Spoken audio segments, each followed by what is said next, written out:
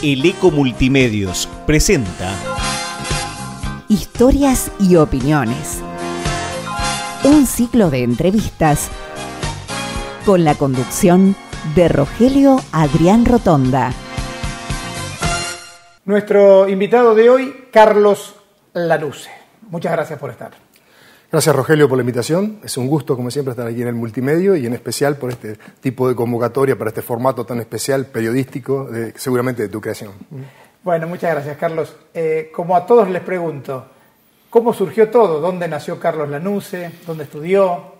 Bueno, la historia de Carlos Lanuse es tal vez repetida porque la cuento muy a menudo. Yo soy nacido en Tres Arroyos, pero oriundo de Orense, partido de Tres Arroyos, mi pueblo natal. ¿Cómo nacido en Tres Arroyos, oriundo de Orense? Y bueno, porque en realidad uno nació en Tres Arroyos porque la ciudad grande, cabecera del partido, donde seguramente mi vieja, por una cuestión de seguridad, habrá ido... fuiste a nacer. Nací en Tres Arroyos, pero viví en Orense desde que nací, en el campo primero. En realidad en el campo hasta que me vine a estudiar.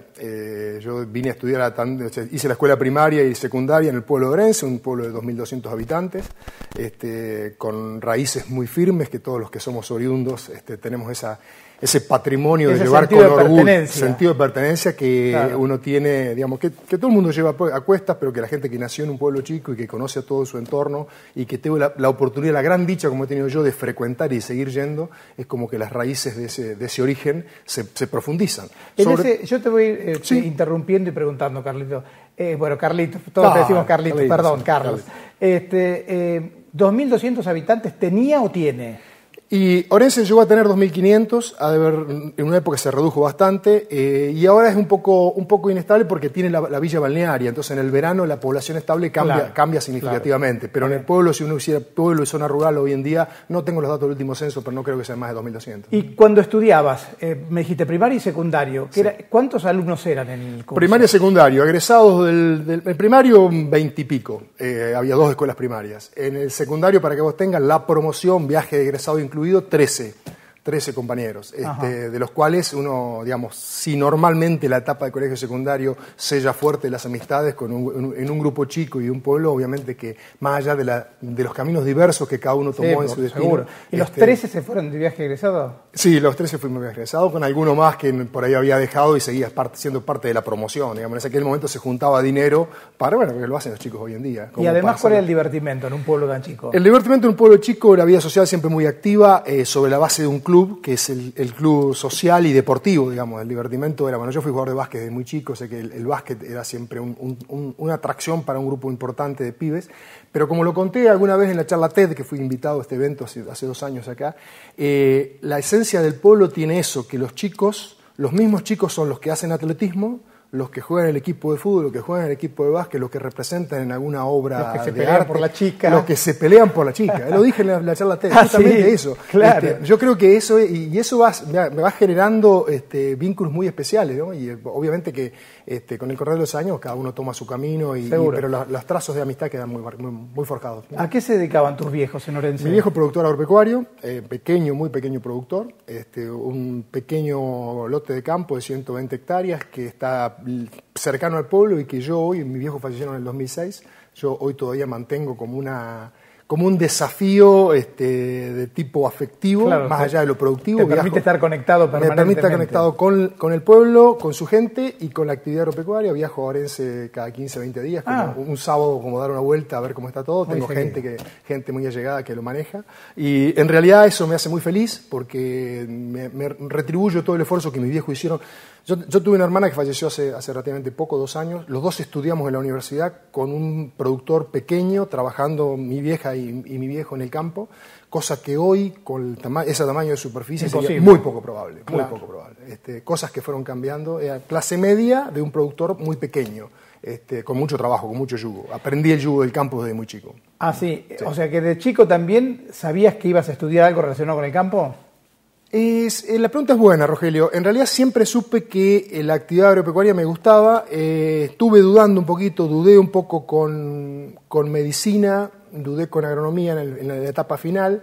Y te diría que una de las dudas que tuve en su momento fue la posibilidad concreta de jugar al básquet, porque en aquel momento, jugando al básquet en Tres Arroyos, Orense jugaba en la Liga de Tres Arroyos, Bahía Blanca era el gran atractivo. Claro. Y en ese momento tuve ofertas del Club Liniers de Bahía Blanca, yo tenía 17 años, para ir a estudiar a Bahía y jugar al básquet. Y ahí era donde dudé entre agronomía y veterinaria. Y bueno, después cuando pensé un poco más profundamente, tuve un primo profesional veterinario recién recibido, eso traccionó fuerte para motivarme a estudiar veterinaria y decidí venir a Tandil en base a contactos y a alguna gente que conocí. ¿Y veías grande Tandil? Lo veía grande a Tandil. Y esto que te estoy contando, a uno le parece que yo hablo de Orense y hablo como que viví mi vida entera en Orense. Sin embargo, yo vine con 17, tengo 57, Rogelio. Hace 40 años, con alguna interrupción en el exterior, que estuve en Canadá 4 años, hace 40 que ando alrededor de Tandil. Y veía Tandil como una gran ciudad. Claro. Por supuesto que también pudo apreciar que al correr de los años Tandil cambió diametralmente, ¿no? En términos de, no solamente de tamaño, sino en cuanto a jerarquía, a presencia en el contexto de la provincia de Buenos Aires a nivel nacional. ¿Extrañabas?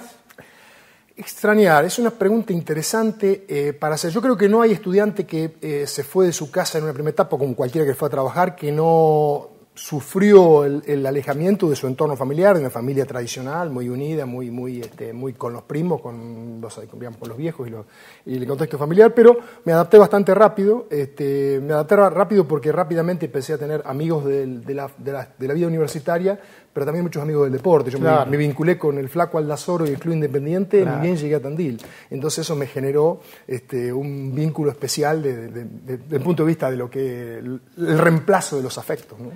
Me decías que estabas entre medicina, agronomía, veterinaria.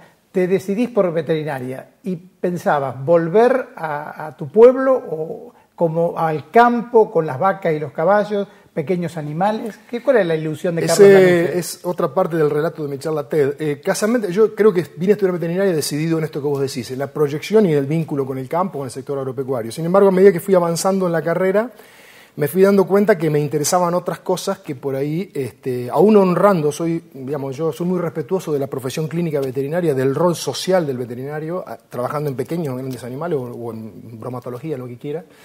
Sin embargo, para mí, a medida que avancé en la carrera, me di cuenta que me surgían otras inquietudes. El vincularme con una ayudantía en la facultad, gané un concurso de ayudante alumno cuando estaba en cuarto año, el concurso de ayudante alumno es para ayudar a dar clase en farmacología, la disciplina del cual soy hoy profesor. ¿Empezaste a dar clase en cuarto año? En cuarto año. Y ahí ese fue como un clic, fue como un cambio de visión de la cosa, se me dieron algunas oportunidades y en esto debo rescatar, esta facultad era muy chica, era muy nueva. Sin embargo, había dirigentes donde yo rescato al doctor Osvaldo de la Canal, que sin saber muy bien qué era la ciencia y qué era la investigación, nos orientaba y en el caso mío me estimuló puntualmente a tratar de hacer alguna capacitación, en ese momento una capacitación, una pasantía, que después terminó siendo un posgrado, el primer posgrado y lo que vino después en términos de camino científico. Pero qué buen reconocimiento para Osvaldo, realmente. Sí.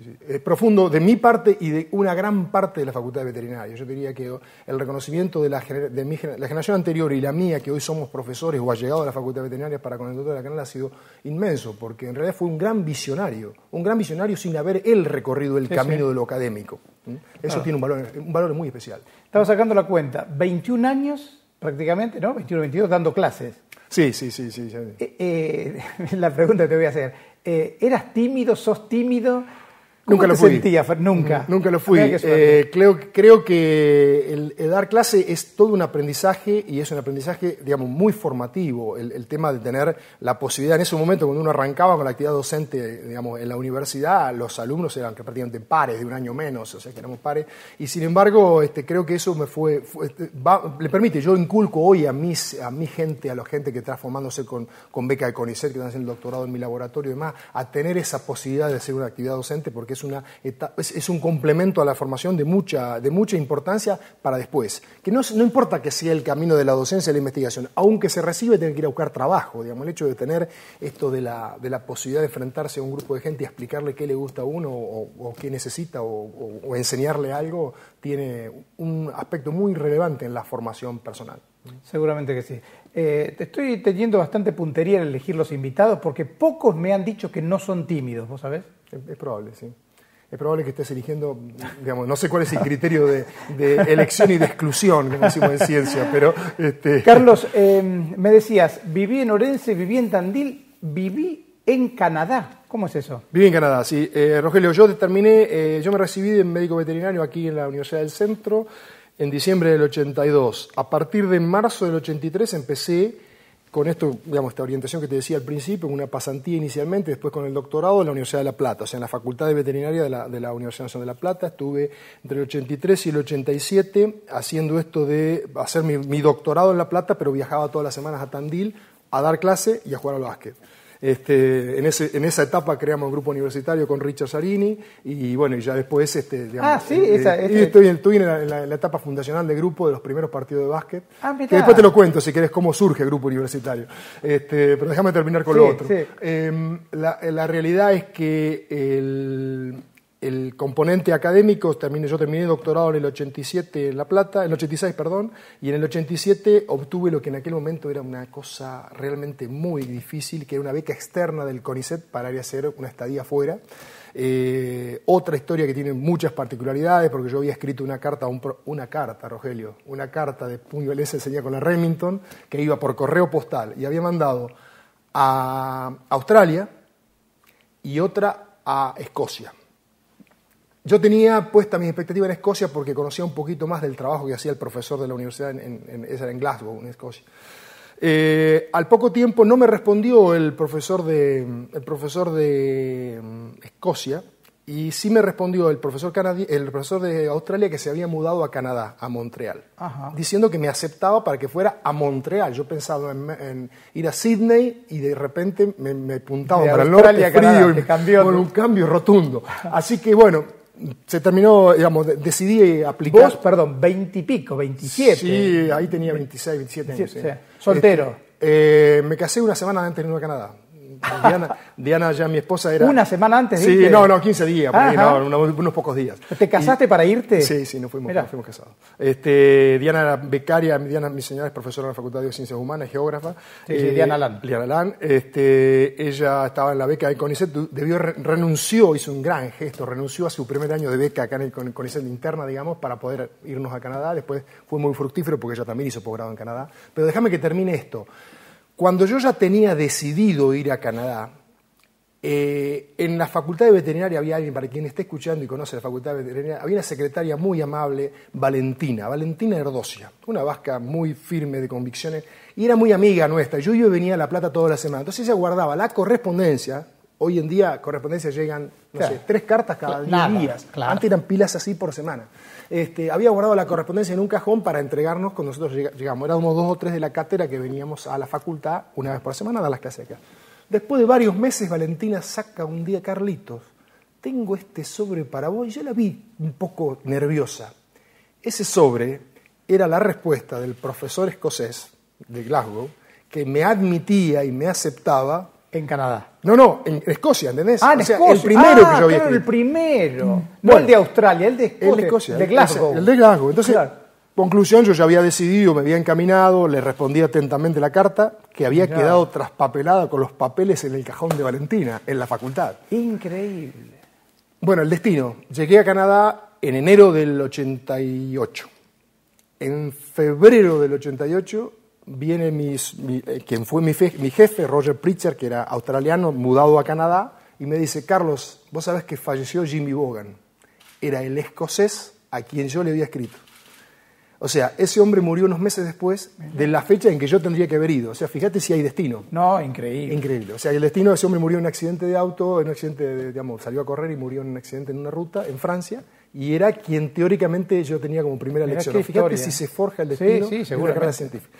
Conclusión, fuimos a Canadá en enero del 88, tuvimos casi 4 años, nació mi hijo mayor, Nazareno, en Montreal, y bueno, la vida en Canadá, una cosa muy especial. Un aprendizaje, el gran escollo que parecía irse al exterior, que termina siendo el escollo más difícil, el regreso. ¿Por qué?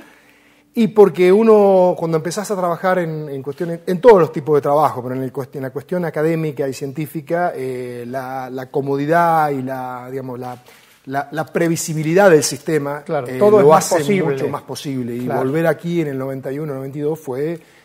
Rogelio, yo me gustaría y te invito a conocer mi laboratorio, nuestro laboratorio, las instalaciones y los equipos que hoy tenemos, pero cuando yo volví, el espacio era un escritorio con una oficina de 2x2, vacía. Y claro, era como que te venías al descenso. Eso, era empezar todo de nuevo. Entonces, bueno, el regreso fue un gran desafío personal y obviamente académico, científico, pero teníamos el compromiso claro de volver, de la patria. ¿Y te arrepentís hoy? No, para nada.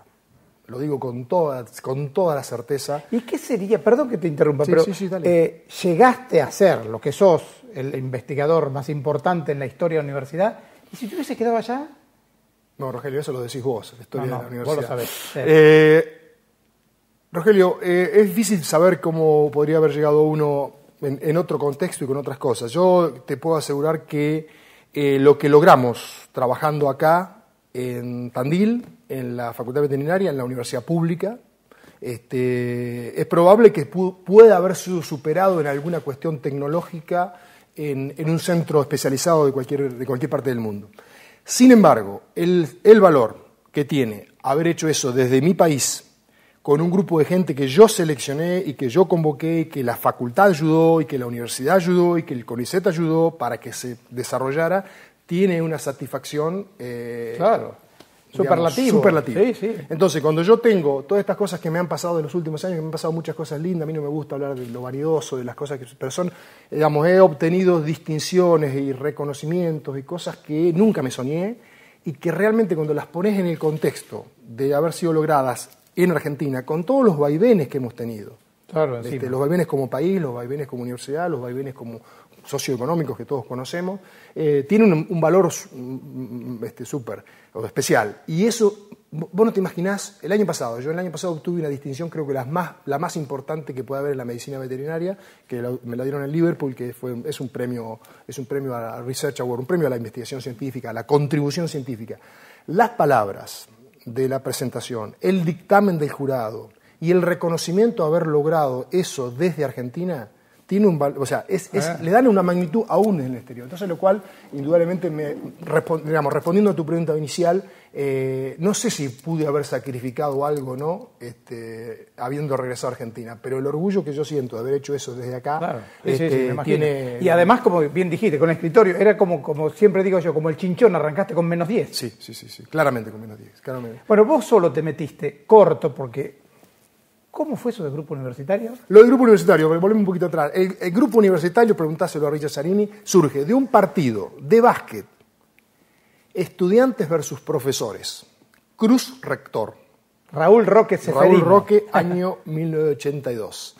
Era un partido, se jugaba en el gimnasio ahora del Centro Cultural, del Club Santa Marina.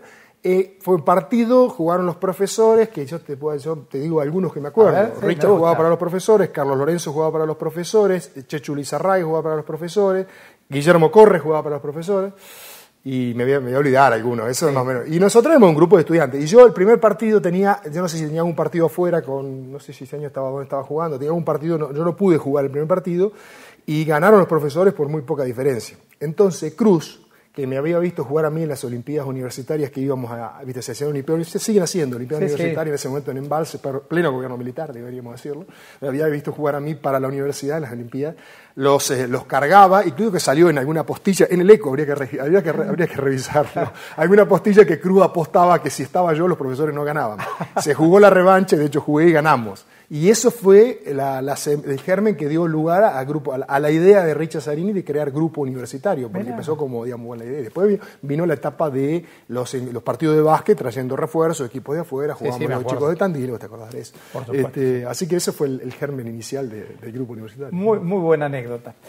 Carlos, dicen que el periodista, más que hacerse, nace, el periodista nace. ¿El investigador nace o se hace? Hay un componente vocacional con el cual se nace, pero el camino también te hace. Creo que el camino son las oportunidades, y probablemente por lo que decíamos al principio, si yo no hubiese tenido en el camino de mi carrera universitaria alguna de estas oportunidades, como decíamos hoy, el vínculo con la facultad, con un cargo docente, una ayudantía, a lo mejor hubiese regresado a ser un veterinario como era mi expectativa inicial, a ser un buen profesional en el sentido de la actividad clínica de campo, que era lo que me motivó a estudiar veterinaria originalmente. Entonces, creo que periodista o investigador o empleado de algo uno puede nacer con un componente vocacional, pero el camino también te hace. Y lo importante es que ese camino, siempre con convicciones y mirando hacia adelante, ¿viste? Yo creo que eso es lo que finalmente termina haciéndolo a uno exitoso. A vos como periodista y como empresario de los medios, a mí como investigador y a otro como deportista y a alguno como empleado del banco, no importa qué. A vos te ha gustado el juego de equipo, claramente, a pesar de que te destacaste siempre de manera individual. Este hecho de ser investigador, ¿el investigador es abierto o se cierra? ¿Entendés la pregunta? Es una muy buena pregunta. Es una buena pregunta y yo hago mucho énfasis cada vez que tengo la oportunidad de tener un micrófono, una cámara delante, Rogelio, para demostrarle a la sociedad que un investigador es un individuo, un ser humano como cualquier otro, que tiene algunas ideas, que es creativo, que pega muchas, pero que erra muchas, que tiene errores. Yo creo que hay una imagen distorsionada del investigador científico como un individuo aislado del mundo con la imagen de un microscopio y tratando de estar en su mundo. Yo no digo que no haya casos de ese tipo. Sin embargo, me parece que eso quedó en la tradición de la imagen de la definición de un investigador científico. Hoy la ciencia es multidisciplina, es interdisciplina. No se puede hacer nada si vos no tenés la capacidad de discutir resultados con tus colegas de la disciplina en la que vos estás y por lo menos 3 o 4 visiones diferentes de otras disciplinas, porque la interpretación, o sea, el agregado de tecnología y la posibilidad de ir más adentro, suponete en el caso nuestro, más adentro de la célula en la cual, digamos, los que trabajamos con biología o la área biomédica, pero si vos no tenés la apoyatura de la tecnología, de alguna expresión de la física o de la estadística o de la informática, es muy aislado. Entonces yo creo que eso ha ido cambiando el paradigma. Yo nunca fui un investigador cerrado, no lo soy, pero además porque considero que, justamente por lo que vos decís, porque del deporte uno puede extrapolar algunas cosas. Y la importancia que tiene cuando el equipo, para cualquier resultado, cuando el equipo está convencido que puede, cuando el equipo está bien mentalmente, cuando el equipo tira todo junto, es el que te va a dar los goles para ganar el partido, el que te va a dar la fuerza para defender, y es lo mismo en la ciencia, es el que te va a dar la posibilidad de buscar un poquito más para encontrar el resultado que te permita publicar un artículo, que te haga sobresalir, que a su vez eso pueda después ser transferible a la sociedad, que es el otro capítulo, la otra pata que la ciencia, en la cual la ciencia tiene que estar apoyada. ¿Jugar al básquet te divierte, te divertía? ¿Te divierte?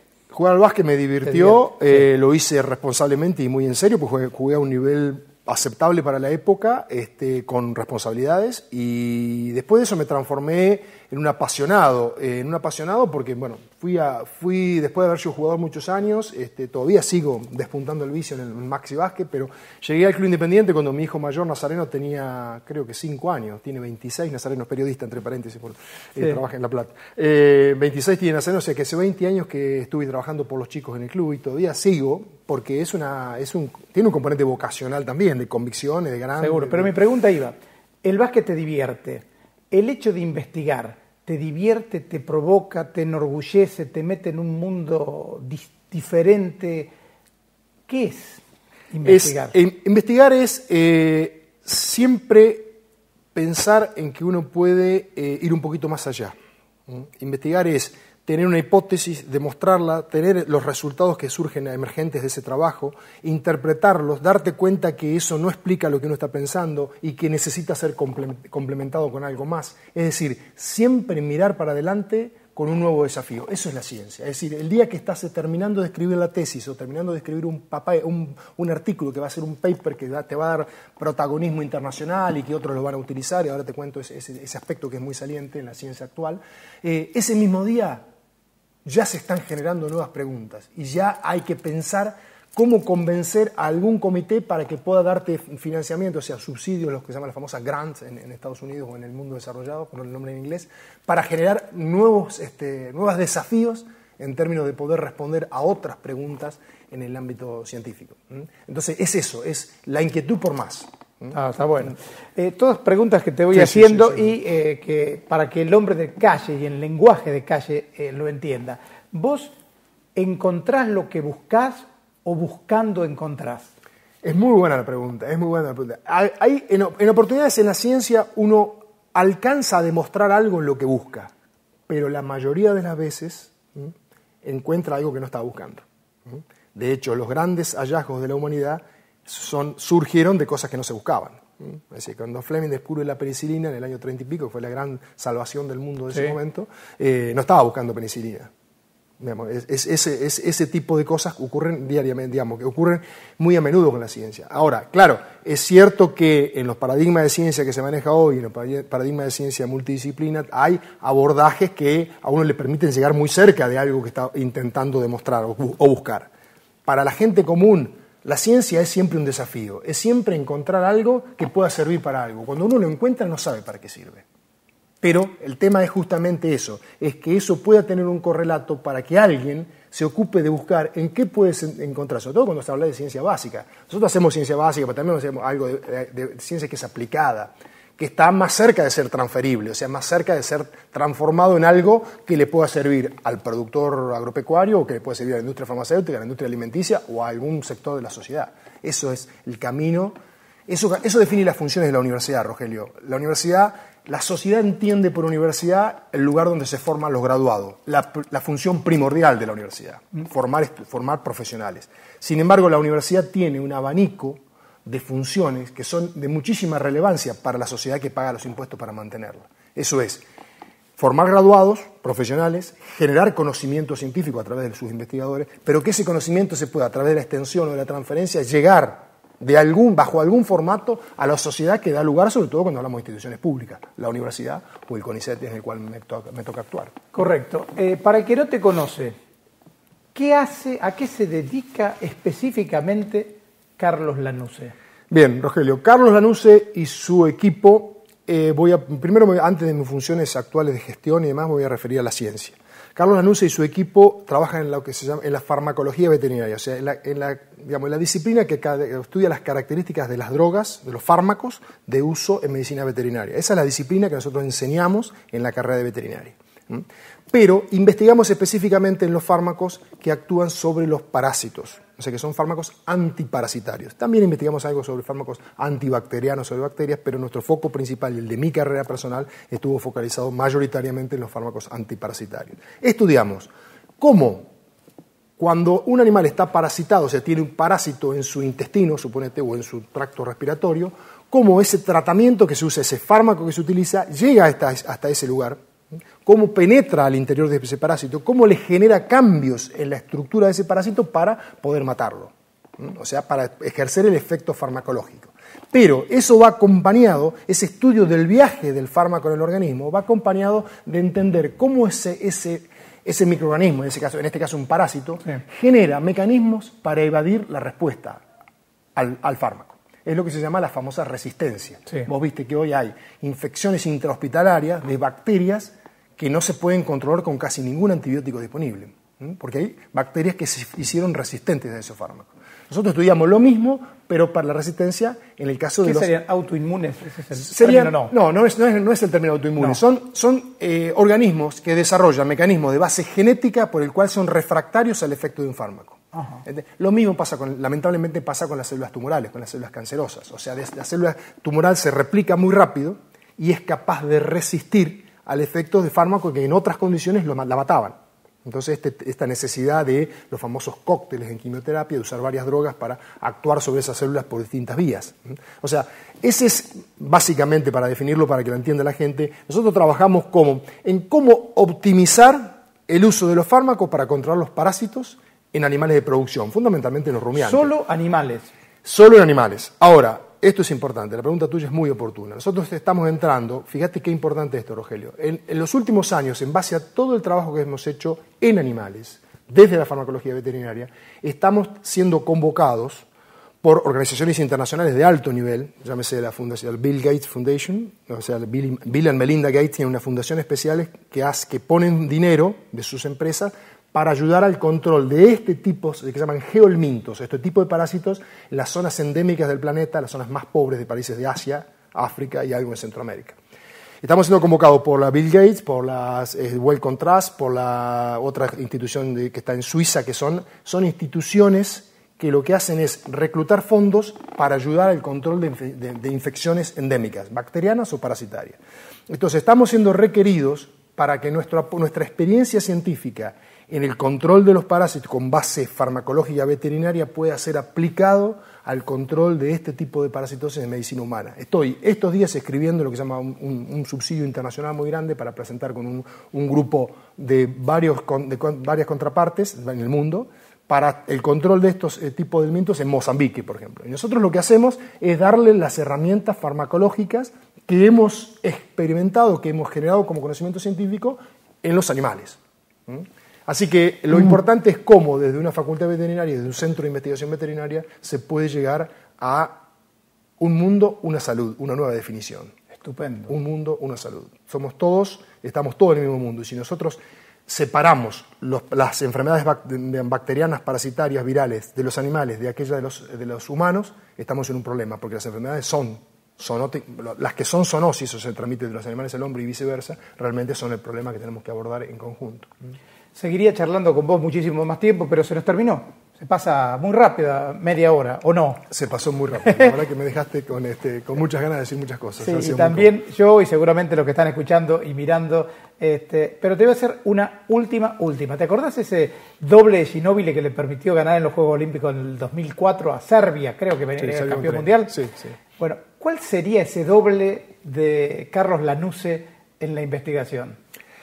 La pregunta no es sencilla, Rogelio, o sea, la respuesta puede tener muchas aristas. El doble de Carlos Lanuse en términos científicos sería que todo lo que hemos hecho en 20 y pico de años de trabajo en un grupo científico aquí en nuestra universidad pueda tener un correlato para dos cosas. Primero, para que haya más gente que se motive y que trabaje y que vea a la investigación científica como un camino de desafío profesional. Ese es mi camino y a ese doble lo llevo bien en el sentido personal, pero también institucional. Creo que hay mucha gente trabajando en la universidad y en el CONICET para que cada vez haya más gente y para que un país se puede salvar si realmente tiene la capacidad de generar conocimiento propio.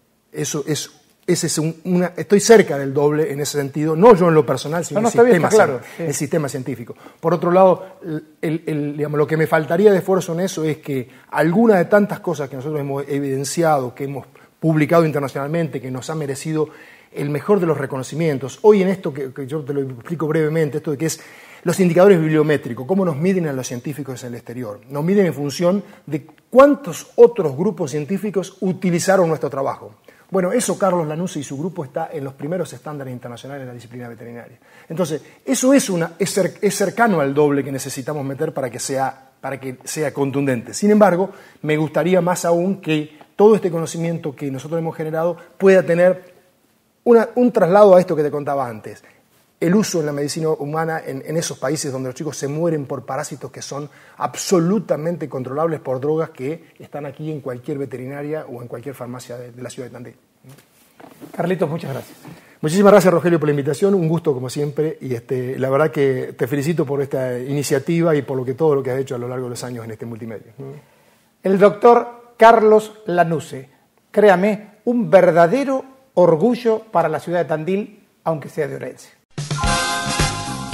El Eco Multimedios presentó Historias y opiniones. Un ciclo de entrevistas con la conducción de Rogelio Adrián Rotonda.